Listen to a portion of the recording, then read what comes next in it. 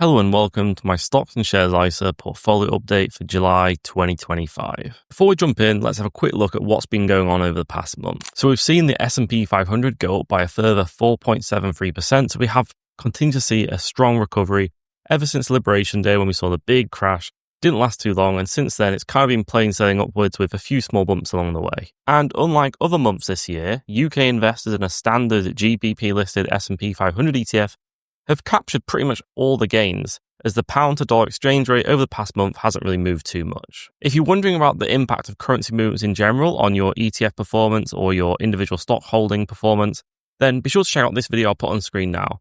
It's been up for about a month or two now, but I don't think it had the best title or thumbnail at the time, so you might have missed it. And I've seen some other YouTubers do very similar videos to what that has gone through, but I'd give that a watch if you are interested in FX impact, currency movements, and how all those things affect your investments. Going back to the performance of the S&P 500, I'm recording this on Sunday, but we've also had the news this weekend that Trump is enforcing tariffs of 30% on Mexico and the European Union. So we'll have to see how the markets digest this information and if they react to it. There's been other tariff news before where they've actually not reacted as negatively as some people predicted. So I don't think it's as simple as we're definitely going to have a red week, but I would lean towards thinking this week is going to be red, just for whatever that prediction is worth, not a lot. But again, regardless of what happens, I just take it all as noise. I'm going to regularly invest regardless of what goes on, what's in the news, because I don't pretend I can predict the market. And as someone personally who is investing for decades, I really have no reason to be concerned about what's happening now, this month, this year. It should hopefully all mean nothing in the long run. The last bit of news I'll cover is UK news. We have seen the government confirm that they're not going to touch cash ISAs after the leak we had before that they were thinking of reducing the allowance. I do think that was a calculated leak by the government, so they released it to certain newspapers to try and gauge the public reaction, and we had a lot of negative reaction. People really weren't happy about the idea of the cash ISA allowance being cut. For example, Martin Lewis came out and referred to it as pee people off economics, where it wasn't actually going to do anything helpful in terms of convincing people to invest. It's instead just going to wind people up. And I think at the moment, with the government probably not having as much political capital as they'd like, they probably can't take another decision that's winding people up. So they've decided to shelve that for now. So it looks like we're back to cash ISAs being safe for the time being. Okay, jumping into the portfolio now. Before we go any further, remember these videos are not investment advice or recommendations. I'm just sharing my portfolio for entertainment purposes. What is suitable for me may not be suitable for you, so always do your own research. And remember that when investing, your capital is at risk and past performance doesn't guarantee future results. First thing to look at here is the chart. We can see the total return on the portfolio is now 18.8% rate of return, money weighted rate of return, or £2,576. Over the past month, that is £1,888 up, 4.5% rate of return. So it's been an incredible month. And just to quickly reiterate, if you're wondering why my maximum returns are so low, given that I have been investing for a number of years, it's because I recently transferred one of my ISAs to Trading 212. And in general, I've had a few ISA transfers over my investing career. So the maximum returns isn't my maximum investment performance since I started investing. It's just based off my Trading 212 Stocks and Shares ISA, which I am using as my sole Stocks and Shares ISA going forward. On the 1 month chart, we really can see it just has been a month of things going up and up and up.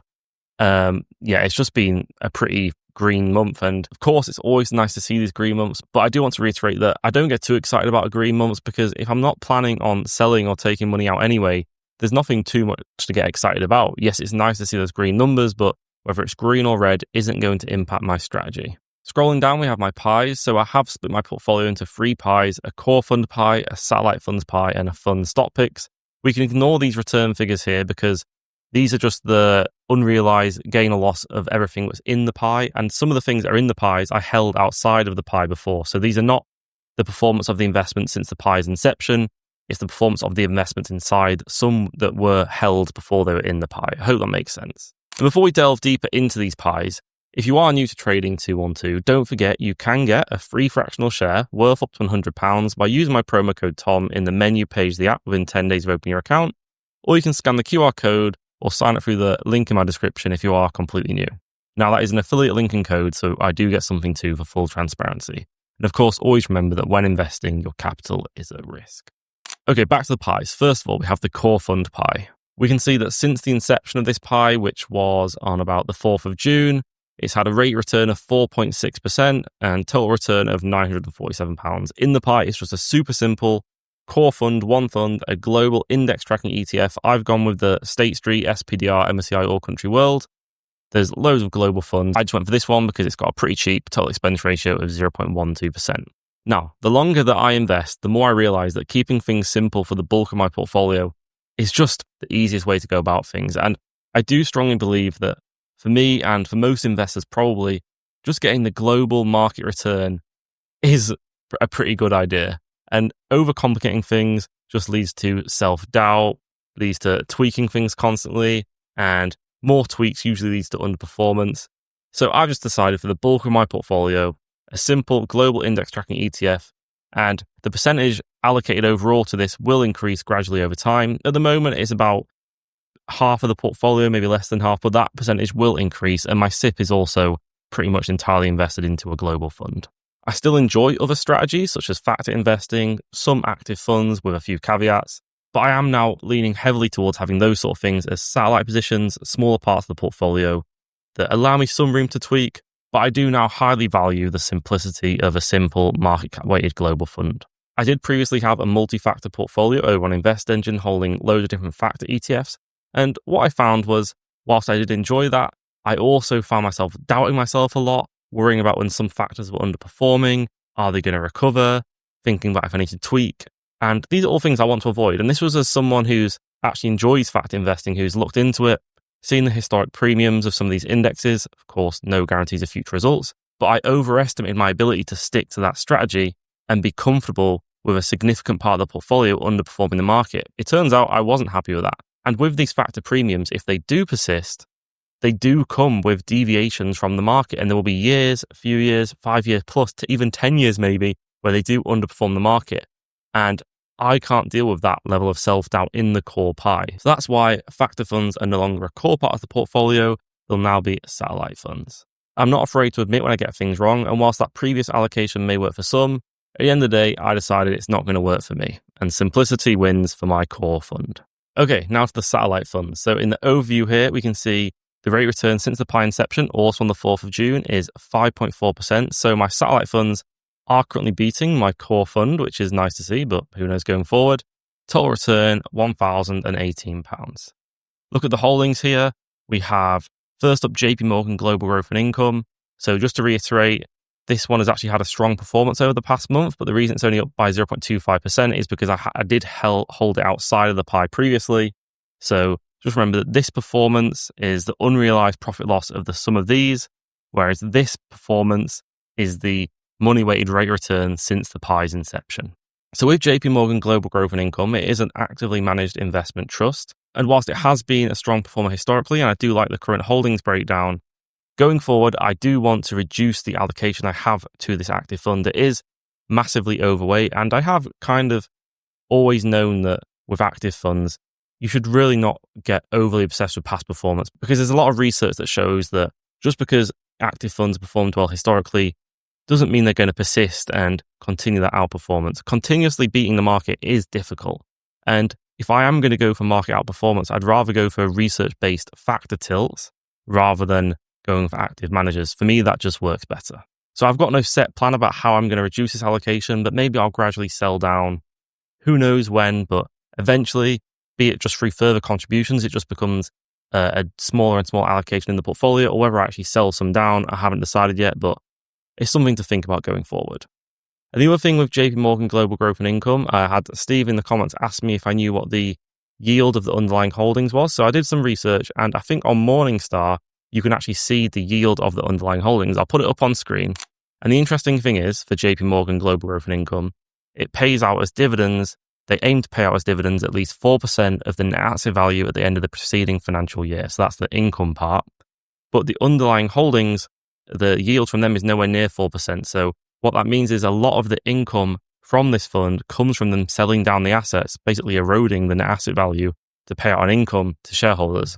And whilst that may be good for some people who like the income, and it is like a manufactured dividend, for me personally, I don't need the income. I'm just going to reinvest the dividends anyway. So I do wish there was just a global growth version. I don't need the income, but it's just something to consider and remember that if the fund has underperformed like it has recently, and then they're then going to increase the dividend and pay out more of the NAV, they're basically eroding the NAV. and it does put extra pressure on them to outperform going forward to kind of counteract that NAV erosion. All things to consider. Okay, next up, Avantis Global Small Cap Value. I've recently done a video speaking in more detail about small cap value ETFs, but put simply, this ETF gives exposure to small sized companies in developed markets. It's actively managed and they tilt towards companies that score highly on profitability and value criteria. So the profitability and value factors that are research based, and historically, small, profitable, low valuation companies have outperformed the market. That's research based, Farmer and French factor investing. And I do like having that small allocation to that factor premium. If it persists, it may not be a premium. I always have to give all these caveats. So sorry if I repeat myself quite a bit. I always do like to give the caveat that the premiums, although they have been quite noticeable historically, there's no guarantees going forward. Next up, we have another factor-based ETF, the Wisdom Tree Global Quality Growth. So it's another developed markets ETF and filters based on quality and growth characteristics. I like to think of it as basically a global version of a NASDAQ 100 because the constituents are very similar to a NASDAQ 100, but with the addition of growth companies from other developed markets. So you can kind of think of these two ETFs as complete opposite, small cap value and large cap growth. Then lastly, I have a small allocation to Scottish Mortgage Investment Trust, another actively managed investment trust. This one invests in both public and private companies. The most noticeable private holdings are SpaceX and ByteDance, which owns TikTok. Very small allocation. This will never be any greater than 5% of the overall portfolio. I have it in the portfolio because I like the idea of having some private exposure in the portfolio. Maybe that'll lead to some outperformance, maybe it won't. It is a more risky play, relying on active managers, hence why it is a small allocation in the portfolio. Then lastly, we have my fun stock picks.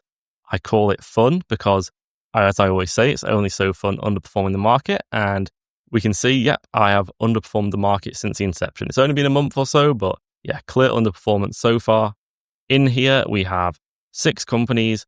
Bloomsbury was one I had before I created this pie, and the rest I've bought on the pie's inception.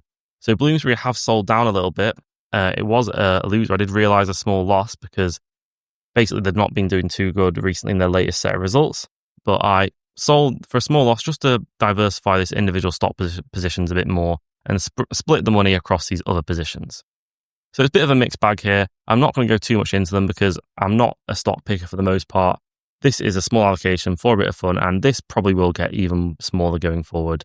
As I say, the longer I invest, the more I think I just want the bulk of my investments in a core fund. And if I'm going to deviate from that, it is going to be for the vast majority into satellite funds. But again, what works for me may not be suitable for you. So I know some people really like individual stock picking. And if I was going to be an individual stock picker, like I spoke about in my previous video, if I was going to have individual stocks as the bulk of my portfolio, I would want some sort of systematic research-backed system, such as applying factor investing to stock picking, like you can with Stockopedia, quality, value, momentum, building a diversified portfolio that way if I was going to be a stock picker. But for me, stock picking will also always be secondary, very small part, if at all. Now, the last thing I want to show in this video is this very simple spreadsheet to project like the future value of my stocks and shares ISA. And this spreadsheet is based on Lars Kreuger's videos where he went through about how to create these spreadsheets. And these are one of the first videos I ever watched about investing on YouTube. I'll link his channel below. He was what really taught me the power of just index funds, keeping things simple. And I remember following along with his videos, and he showed how to create this simple spreadsheet to do some sort of projection forecast of what your ISA, your SIP, whatever it may be, could be worth in the future. And this is what I've got at the moment based off some assumptions which can always change. And of course, before we go any further, it's worth remembering that this is based off an annual return, annualized return. In reality, you don't get 8%, 9%, 10% every year, whatever it may be. Of course, the stock market sometimes goes up, sometimes go down. We do these annualized return figures because it just makes it easier to forecast. And hopefully over the long run, we do get these annualized figures with the bumps along the way. Now, for my assumptions, I've gone with an annual return of 8%, which is slightly below what a global fund has returned over the past 20, 30 years. I've gone for an inflation rate of 3%. So my return after inflation, or real rate return, is 5%. And I'm also doing a 2% growth in annual contribution because with inflation, pay rises, I would hope that I can increase my contributions by at least 2% each year. And then I've got an annual contribution starting at £10,000. Now, that might be a bit optimistic, so I can always adjust these going forward based off my situation. And my current ISA value, 44,061. Might be slightly different as to what we've just seen on the trading 2-on-2 update because I haven't updated it. I think it's about the same anyway. So if we have starting off with £44,061, annual contribution of £10,000, by age 50, there'll be £707,932. And remember, that's inflation adjusted because we're using a real rate of return. If, for example, I get rid of the inflation and just do 8%, you can see what a massive difference that does. So add the inflation back. I'll have £707,000 in today's money by the age of 50 based off an annualized return of 8%. So it's quite motivating to see something like this and see what I could possibly have. And my ISA is basically how I'm going to use my ISA to bridge the gap between when I want to retire and when I can access my SIP, workplace pension, whatever it may be. So £700,000 in today's money at age 50, if I do get that, that will be enough for me to retire then. I'll be very happy.